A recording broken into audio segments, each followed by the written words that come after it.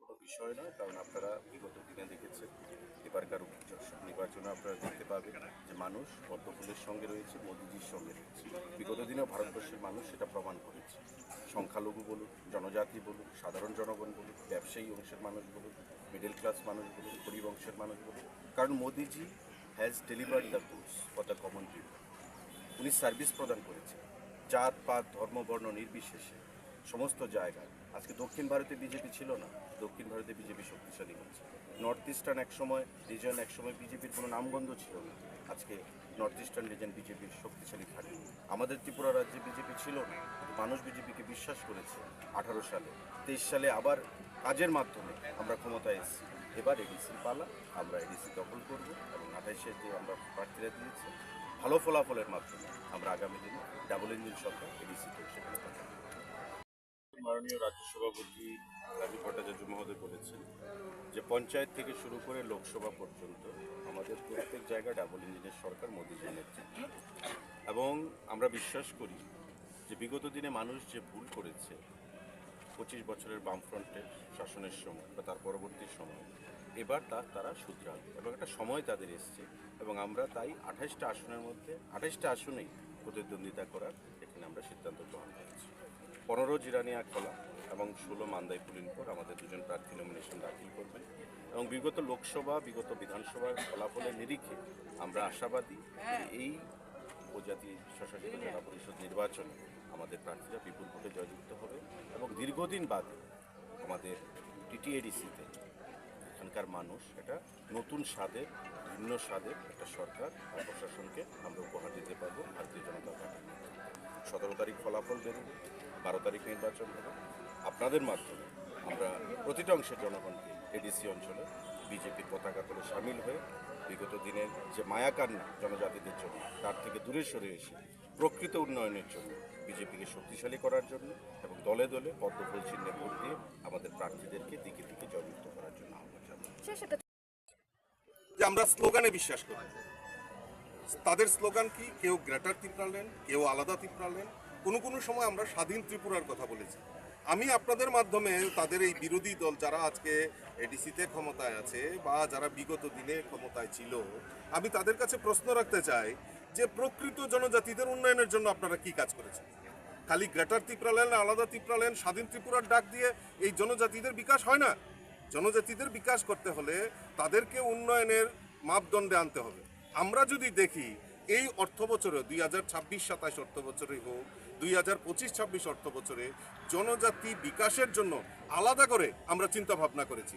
এই যে বাজেটে প্রভিশন রাখা হয়েছে, আমাদের সেই বাজেটের যে অর্থ কী খাতে খরচা হবে? জনজাতিদের শিক্ষা, জনজাতিদের পরিকাঠামো উন্নয়ন, জনজাতিদের স্বাস্থ্য, জনজাতিদের কৃষ্টি সংস্কৃতি এবং জনজাতি যারা বেকার যুবক যুবতী তাদের রোজগারের জন্য আমাদের সেখানে বাজেটে প্রভিশন রাখা হয়েছে। আমরা স্লোগানে বিশ্বাস করি না। আর গ্রেটার ত্রিপুরা ল্যান্ড, আলাদা ত্রিপুরা ল্যান্ড হয়ে কী হবে যদি জনজাতিদের যদি পরিকাঠামোই না উন্নয়ন হয়, তারা যদি শিক্ষিত না হয়? আমি প্রশ্ন রাখতে চাই তাদের কাছে যে ত্রিপুরা রাজ্যের জনজাতি কয়জন ডাক্তার আছে, কয়জন ইঞ্জিনিয়ার আছে, কয়জন টিসিএস অফিসার আছে, কয়জন প্রফেসর আছে, কয়জন প্রিন্সিপাল আছে? কেন এই ত্রিপুরা রাজ্য আমাদের প্রায় 75 বছরের উপর হয়ে গেছে আমরা ভারতের সঙ্গে মানে অন্তর্ভুক্ত হয়েছি, কেন আমাদের জনজাতিদের শিক্ষার আলো থেকে পিছিয়ে রাখা হয়েছে? আমাদের মৌলিক দাবি এইটা আসুক না প্ল্যাটফর্মে, যে আমাদের মৌলিক দাবি কি? আমাদের জনজাতিদের শিক্ষা। আপনারা দেখবেন যে আমাদের এই ছোট্ট পার্বত্য রাজ্য ত্রিপুরায় এত ছোট জায়গায়ও 21টা একলব্য বিদ্যালয় আমাদের জনজাতি ছাত্রছাত্রীরা যাতে উচ্চ শিক্ষায় শিক্ষিত হতে পারে, তারা হোস্টেলে থেকে যাতে পড়াশোনার সুযোগ পায়, তার ব্যবস্থা যদি করে থাকে আমাদের এই ডাবল ইঞ্জিনের সরকার। রাস্তাঘাট থেকে শুরু করে, স্বাস্থ্য থেকে শুরু করে আমাদের কৃষ্টি সংস্কৃতিকে পৌঁছে দেওয়ার কাজ যদি করে থাকে আমাদের এই ডাবল ইঞ্জিনের সরকার। কাজেই আমাদের যে মৌলিক চাহিদা, আমাদের জনজাতিদের শিক্ষা, জনজাতিদের স্বাস্থ্য, জনজাতিদের রোজগার, জনজাতির কৃষ্টি সংস্কৃতিকে পৌঁছে দেওয়া, তাদের পরিকাঠামো উন্নয়ন, রাস্তাঘাট থেকে শুরু করে পানীয় জল সমস্ত কিছু পৌঁছে দেওয়ার কাজ ভারতীয় জনতা পার্টি ডাবল ইঞ্জিনের সরকার করবে। কাজেই আমরা ডায়লগে বিশ্বাস করি না। যারা ডায়লগ দেয় তারা ওই ডায়লগ দিয়ে মানে মানুষকে মুখরোচক তারা করতে পারে, কিন্তু বাস্তবে তারা করতে পারেনি। তার প্রমাণ গত এডিসি নির্বাচনে আমরা দেখেছি। এইবার আমরা একা লড়াই করছি। 28টা আসনে 28টাতে আমাদের মনোনয়নপত্র জমা অলরেডি কাজ শুরু হয়ে গেছে।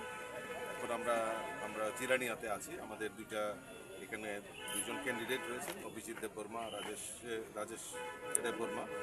তো ওনারা মনোনয়নপত্র জমা দেবেন। আর আমরা আশাবাদী এই কারণ ভারতীয় জনতা পার্টির নেতৃত্বে সেই পঞ্চায়েত থেকে পার্লামেন্ট পর্যন্ত ভারতীয় জনতা পার্টির নেতৃত্বে সরকার চলছে, এবং আমাদের দেশের যশস্বী প্রধানমন্ত্রী নরেন্দ্র মোদীজির নেতৃত্বে যে বিকশিত ভারত, আর তার সঙ্গে এই ত্রিপুরা রাজ্য মাননীয় মুখ্যমন্ত্রীর যে সংকল্প, যে এক ত্রিপুরা শ্রেষ্ঠ ত্রিপুরা, বিকশিত ত্রিপুরা, সেই স্লোগানকে সামনে রেখে আমরাও চাই যে এডিসিতে প্রকৃত জনজাতিদের উন্নয়ন হোক।